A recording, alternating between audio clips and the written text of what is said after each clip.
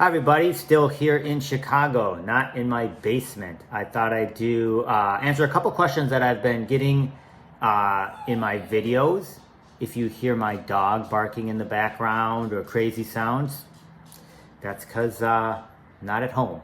Anyways, let's get right to it. Okay, and these are just questions that I've been getting, I've been meaning to answer. Sometimes I try to answer them in the comments, and I just thought I'd do a quick video because people have been asking. Okay, so first one is, how important are edition numbers? Edition numbers are super important. As you know, when they mint these on the blockchain, specifically for comics, you know, they started obviously one and then they go to however many there are. If you can get one under 1,000, I definitely think in the future those will be worth more. And currently already you can see that some of the comics are going for more. If you have a common that's, you know, 998 versus, you know, 48,000, it's going to go for more. The question, of course, is how much more, and that is yet to be determined. I definitely think at least a 10 to 20 to 30% increase, and obviously as you get, you hear my dog, as you get lower and lower, it's going to be more and more valuable. Now, what's interesting is the different rarities when they're printing them. Those are not, it seems like it's at random where they put those rarities. So if you had a 100 mint number and it was the secret rare, I mean, that would be a really valuable. It'd be highly unlikely that the first one that's available to the public, because you know the first 50 or so are generally taken by Veve for a variety of, you know, the executive staff or whatever might keep those. But so for example, like mint 51 might be the first one available to the public. If that one actually happened to also be a secret rare, that would be worth, you know, an incredible amount of money. So most likely it's going to be a common, those first initial ones. But the other argument people have is, so if you have mint number 51, is that one as a common, for example, more valuable than a secret rare at, you know, 175, for example? And I would say, I don't know. I really don't know. And the market is going to have to dictate that. My gut says that the secret rare at 157 would be worth more than the common minted at, you know, say 51.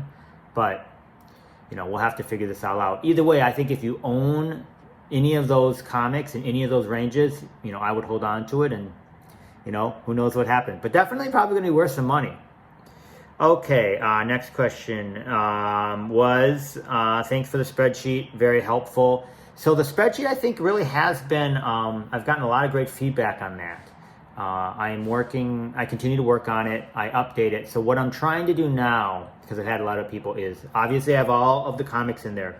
48 hours before there's a drop, I am updating, not 48, 24 hours before that spreadsheet, I am updating with what tier it is, and then any other information that I can find on it. You know, something else that people have asked for is the value, maybe as the physical value. And that's difficult because, like I said, you have rare comics, CGC 9.8, you have raw comics, and then you have CGC 9.8s. And so it's really difficult to come up with a rare value. So maybe I could put the max value. If you had a CGC 9.8 or 9.9 of that comic, or whatever is the highest graded, how much does that go for? So that gives you a feel for the range. But I just get worried about that because those numbers change quite a bit, and I wouldn't want to mislead anybody. Okay, some people think that the NFT space is moving too quickly and it's a bubble that's going to burst, and that could be. I don't like to speculate on any of that. I think anytime you're looking at some of this stuff, you got to look at it in a longer term. But the only difference there is, normally you might think in like a comic book world, you're thinking, oh, I'm going to buy this comic and maybe it will be worth something in 10 or 20 years. In the NFT space, I think the life cycle is much shorter. So maybe you are looking at it in a 5-year window. So that's, but any time, it's just like the stock market. When you're trying to time a buy, it's very difficult. You obviously want to buy as low as you can with the information that you have, and then look at other information to get a feel for where it's going to go. But, you know, this is the wild west. We have no clue.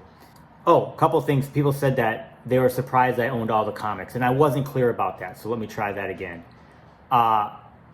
I own all the comics, commons or uncommons. I don't own all the secret rares. That would be a lot of money. I don't have that kind of money.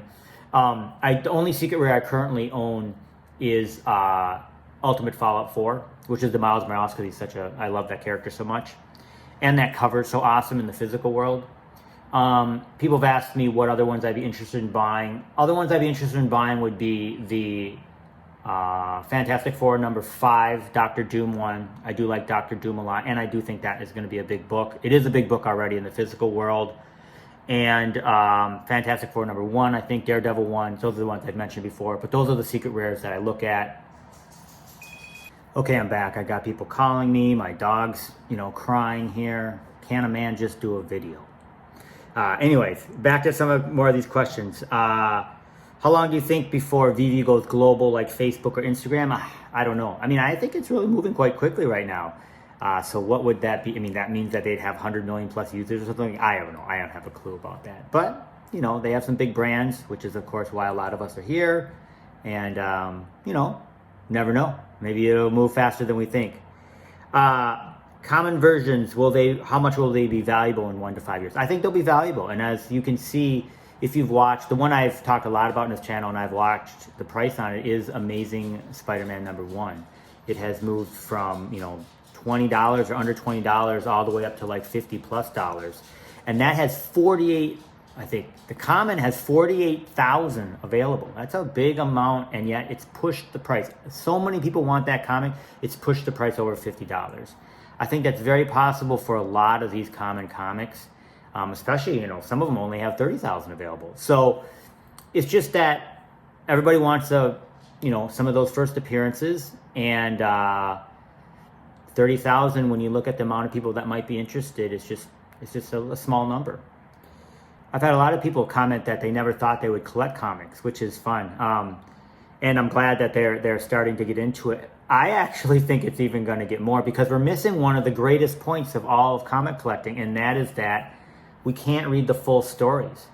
And there's two parts of that, reading the stories. There's the first part of it is this story arc, which generally lasts, 5 issues or so. It's just an incredible story. Something great happens that you didn't think, or cool stuff happens to the characters. And so you want to collect that and keep that. But the other thing is part of comic collecting is seeing where the story goes. You're like, oh, what's going to happen to Hulk next? And what's going to happen to, this character next? We're definitely not getting that. You have to go to the physical comics for that.